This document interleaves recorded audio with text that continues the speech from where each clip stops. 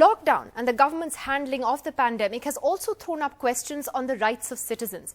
For most of us, not just in India, many of our very basic rights to liberty have been suspended at this time as the right to life takes over.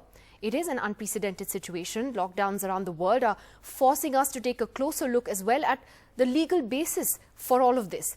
Now, in India, the Colonial Era Epidemic Diseases Act of 1897 has been invoked, which basically gives the state the power to enforce temporary measures, which we all have to listen to so that there is no outbreak. And if you don't follow this, you can be jailed for 6 months. There's also another law that's been invoked, which is the Disaster Management Act of 2005, a law that's actually meant to deal with natural calamities. And this act, according to many lawyers, is far more general. It's open to interpretation. It has a broad sweep of powers that it gives the centre. And then there is an even bigger fundamental question. Is a public health problem equivalent to a law and order issue? And will laws force us to change our behavior? All these issues have been addressed in a terrific piece written by Shail Trehan, who is a lawyer and a counsel in the Supreme Court of India and the Delhi High Court. Also joining us tonight is lawyer Gautam Bhatia via Skype from London. Thank you both very much for being with us. Shail Trehan, really liked your piece. It threw up a lot of issues that one has to think about, at the heart of which seem to be that we are in an unprecedented situation and we don't really have laws that govern us in a pandemic here in India. Yes, Nidhi, thank you for that. But, it's a situation where this is not a regular epidemic. So the Epidemics Act has been used before for swine flu, cholera, and it's largely been invoked by states in the past because we've never had a pan-India epidemic like this, probably from the colonial times. So this is something which, and if we take a cue from other countries like in the UK and Singapore, certainly not perfect in the way they are handling it, but they enacted specific legislation for COVID because the right to liberty being suspended is something which you are relying on law enforcement authorities to actually implement. And there have to be very, very specific instructions to the people who are implementing it on the graded response, on first violation, second violation, what will these violations be? We're going under very, very broad brush provisions right now. Nobody really knows. The government, for instance, in its latest notification said that there are a slew of directions that you have to wear a mask in public, etc., all of which are punishable under the Disaster Management Act and 188 of the Indian Penal Code, except for spitting, where they said there will be a fine. Again, now, all the other provisions, nobody knows what exactly the punishment would be because it's a broad brush under the Disaster Management Act. It's a 1 year imprisonment or a 1,000 rupee fine, graded up to 2 years if you endanger somebody's life. Yeah, absolutely. And I think that, that's why you're also seeing that when people are making mistakes or they're not. I mean, vegetable vendors have been pretty much beaten up by the police in so many incidents, their carts overturned because of how the police is interpreting these lockdown rules. Gautam Bhatia, though, a bigger question seems to be, and this comes at a time when we're also seeing in a number of Western democracies, a number of states in the US, in Canada, protests breaking out against these lockdowns. People now saying that this really infringes on our liberties. Of course, the instinctive reaction of many is to turn around and say, well, isn't right to life more important than your liberty at this time? How do we address this? Can't we have both, is the question, because we can't go on in this sort of indefinite situation forever. Well, I think that one of the issues that's been raised has been that if you lift the lockdown too early, then the manner in which it will overwhelm the healthcare system will ultimately actually cause even greater long-term loss. So I think this dichotomy between the economy and the right to life is a false dichotomy. It puts two things in conflict that shouldn't be.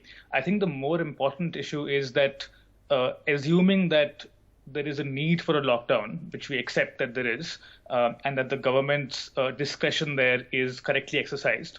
The issue is that the lockdown disproportionately impacts one set of people more than others. That is, those people who are not in a position to work from home, those people whose work requires physical presence and proximity.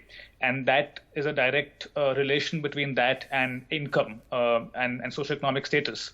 So I think the key issue is that having announced the lockdown, there is the constitutional obligation upon the state to ensure that those who are in the most vulnerable position are adequately compensated for the loss of livelihood that they suffer because of the lockdown. So I think that is the really key issue.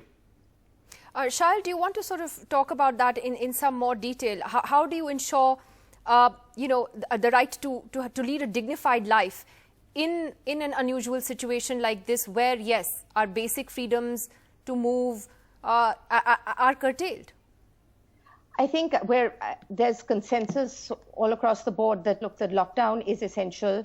I agree with Gautam that it's not going to be a debate of right to livelihood versus right to life if life is not there.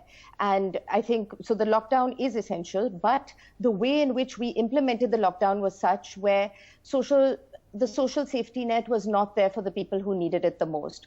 Migrant labor was put out of work, out of shelter. The right to life in India has for many years been interpreted to be right to a livelihood, right to a roof over your head. Now, those are things which everybody has to curtail their rights, yes, to preserve the primordial right to life. That's what we're all trying to do.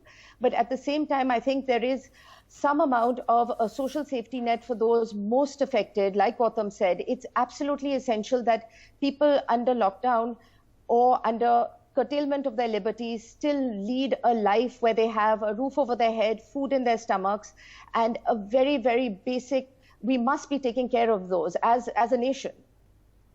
All right. Well, last question, Gautam Bhatia, which is that, a lot of people, I think everyone's kind of at home right now and writing a lot of opinion pieces, but I've read a few of these where, they're flagging the concerns that these lockdowns and these unprecedented powers that states have right now, and I don't mean just states within India, but any state in the country, in the world, also gives an opportunity to those with perhaps more authoritarian tendencies to really seize more power. We saw what happened in Hungary. Some are giving the examples of some of our own chief ministers who really have been, we already have a pretty tough lockdown, but who've taken it a step further.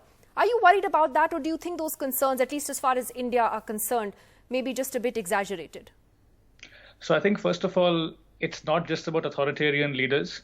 There's a very famous line by Justice Khanna in his famous dissenting opinion in the habeas corpus case, in the emergency case, where he said that we're not worried about authoritarians. We are worried about good men of zeal, who are overzealous in their desire to, achieve what they think is the public good.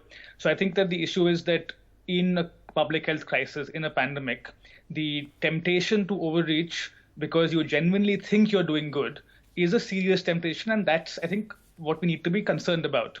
And there are many, I think, ways to tackle that. One is, for example, and that's a decision that's been made, is that, for example, if you have the Arogya Setu app or other apps that track, people's data, then they must come with a clear sunset clause, which is that after the pandemic is over, those apps must be removed and the data deleted. And so I think the real key issue is to ensure that the measures that are being taken at this point of time and are being justified on the basis that there are temporary measures required to deal with the situation remain temporary. And once we agree that the situation has passed, then those measures are also accordingly removed. So I think that we have to be vigilant in ensuring that the expansive powers both the central government and the state governments have assumed under the NDMA and the EDA are not carried forward into a new normal after the pandemic has been dealt with. Absolutely. Very well said, Gautam Bhatia. Thank you so much to both of you, to you, Shail Trehan, and to Gautam Bhatia, for giving us an important perspective on how we're dealing with this pandemic. Hopefully, we'll talk to both of you again as this fight continues, and hopefully, we're winning that fight.